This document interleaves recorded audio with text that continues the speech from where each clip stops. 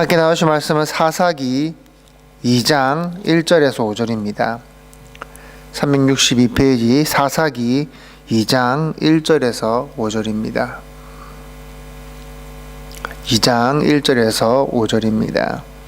제가 읽겠습니다. 여호와의 사자가 길갈에서부터 복임으로 올라와 말하되 내가 너희를 애굽에서 올라오게 하여 내가 너희의 조상들에게 맹세한 땅으로 들어가게 하였으며 또 내가 이르기를 내가 너희와 함께한 언약을 영원히 어기지 아니하리니 너희는 이 땅의 주민과 언약을 맺지 말며 그들의 제단들을 헐라하였거늘 너희가 내 목소리를 듣지 아니하였으니 어찌하여 그리하였느냐.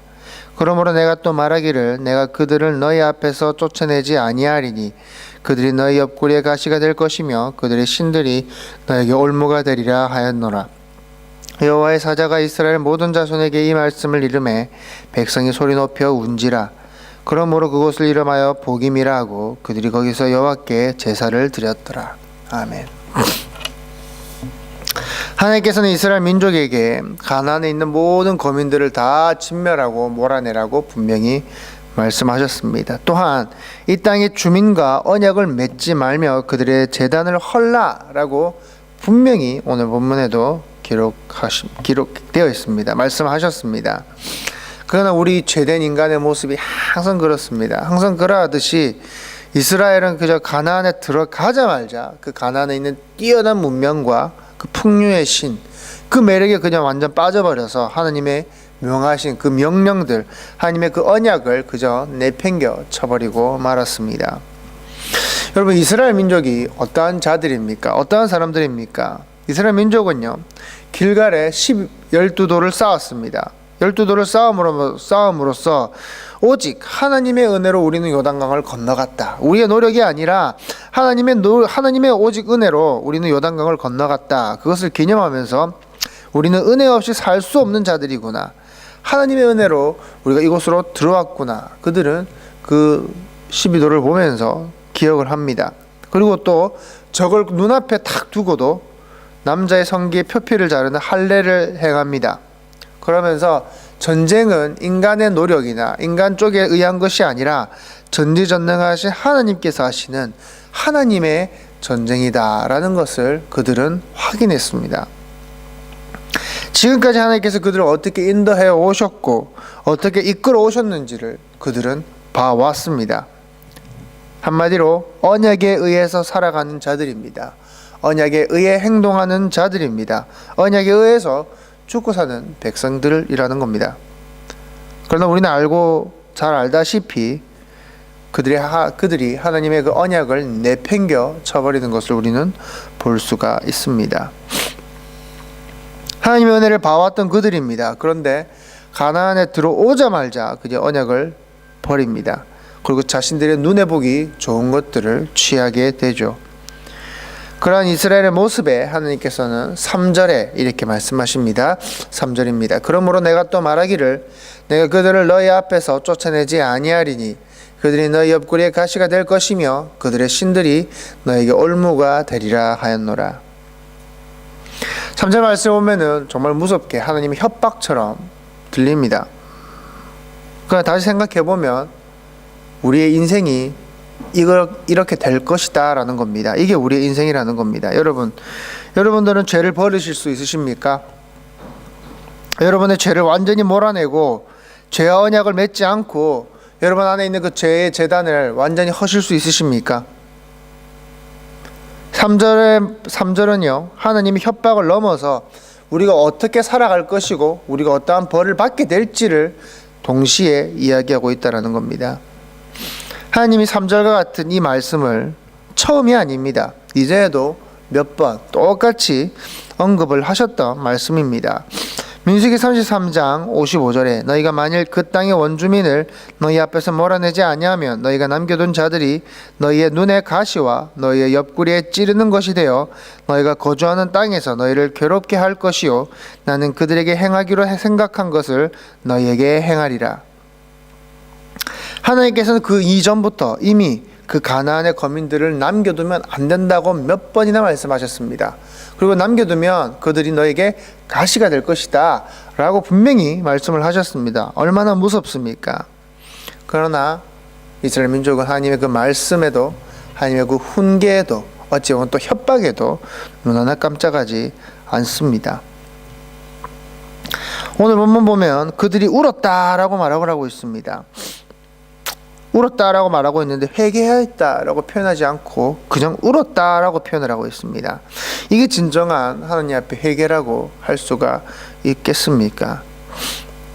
당장 11절 보면요, 11절 이스라엘 자손이 여호와의 목전에 악을 행하여 바알들을 섬기며 라고 표현을 하고 있습니다.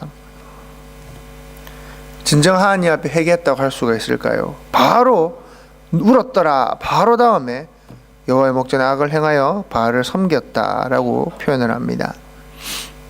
그 사이에 여호수아의 죽음에 대한 짧은 기사가 있지만 바로 범죄하는 이스라엘 모습을 봅니다. 이들이 울었던 것은 진정한 회개는 아니었습니다. 그냥 이 꼬장꼬장한 영감이, 이 꼬장꼬장한 그 하나님이 우리가 도저히 가나안에 들어와서 이 문명을 취하고 즐기는 꼴을 못 봐, 어이구 하는 울음이었겠죠.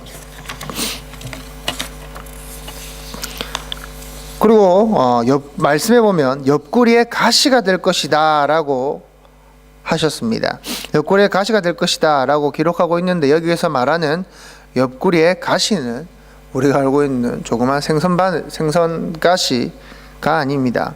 바늘 정도의 가시도 아닙니다. 원어로 보면 군사 용어입니다.